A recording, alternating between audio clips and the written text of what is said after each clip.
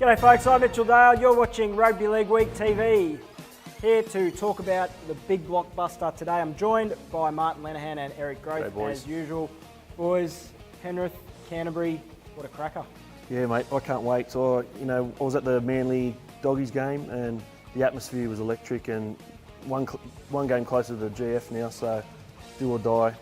Big hits, big runs, I can't wait. Now, I know we normally save our tips to the end, but I'm going to go off early.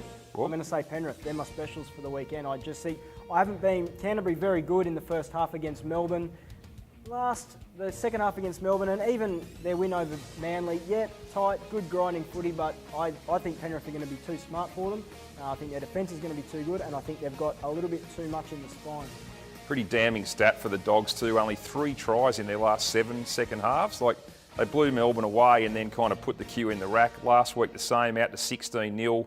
For about 60 minutes they couldn't score again. That worries me a lot. I mean, I know semi-finals are grinding games, which obviously suits them, but I think you're right. I think Penrith have got a bit more strike there. I think Moylan's just had an unbelievable season.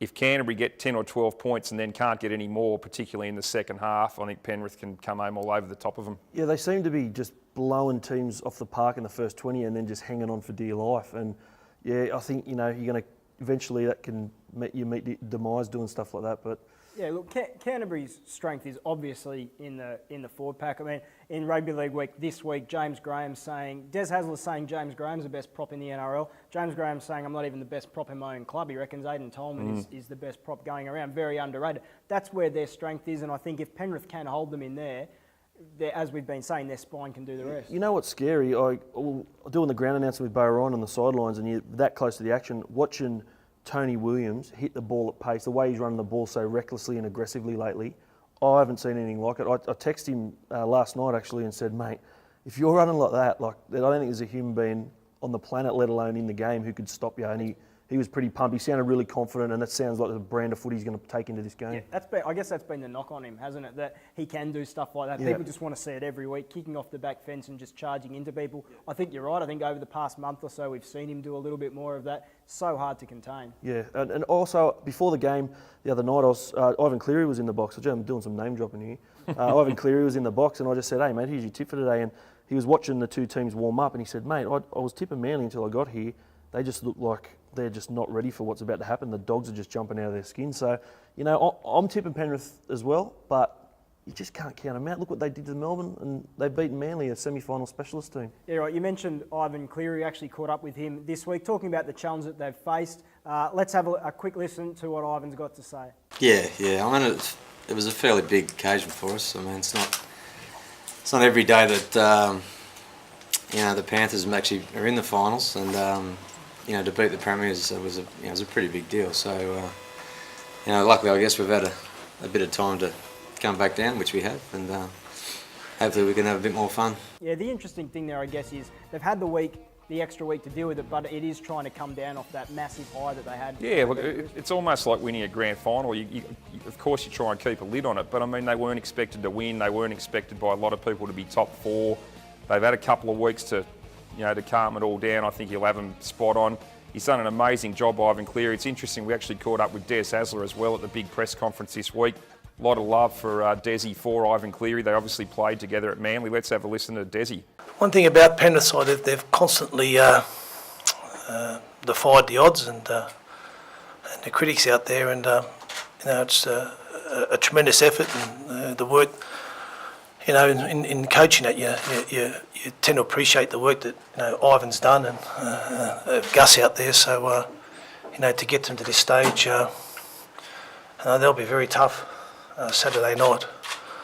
So it'll be another close one, I anticipate. Yeah, certainly a lot of respect there. And you have to respect Ivan Cleary and what he's done. I mean, he worked wonders with the Warriors a few years ago, and you look at what he and Phil Gould have put together there at Penrith. I mean, you say they've been written off all year. We actually speak to Ivan about that in a second, but they have been. I mean, they haven't been rated as the main contenders all year. So the job that he's done with them is just fantastic. Yeah, definitely. I was lucky enough to get coached by him when I was playing reserve grade at the Roosters, and he just brings this real calming influence across the team. He never really raises his voice, but when he speaks sense, and it cuts straight to the core.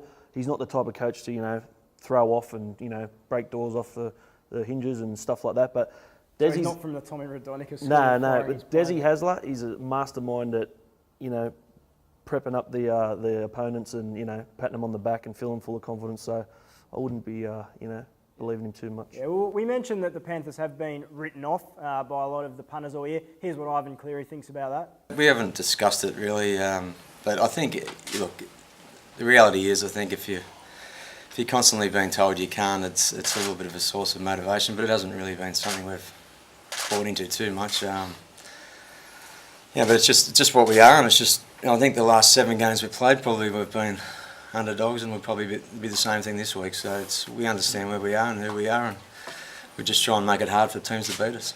Okay, now Leno, you've got a stat on that. You've been waiting for this. I have, Here boys. it is. Stat man. Bit of research. February of this year, would you believe, Rugby League week, we had 8 experts, in inverted commas, giving their top 8 for the year. Now, I know it's been a big theme with Penrith that they've been written off, nobody's rated them all year. 6 out of the 8 in the magazine actually had them in the 8. A couple of boys had them as high as 5, including young Mitch over there. So, Ivan, Rugby League week did rate you the whole year. 6 guys out of 8 had them in the 8. So I think, and a lot of people tipped them to be big improvers as well. So it's become an interesting little mind game, I think, that they've used to build themselves up, saying they've been written off all year. Well, I'm not really sure that they have on that evidence. And none of us are writing them off for tonight either on the couch. Leno, you're on the Panthers, right? Specials, mate. Penrith for me. Eric? Yeah, I'm going to go Penrith in a very tight one. Yep, all 3 of us. That's it. We reckon Penrith. Either way, it's going to be a cracker. Enjoy the footy. That's it from us for this week.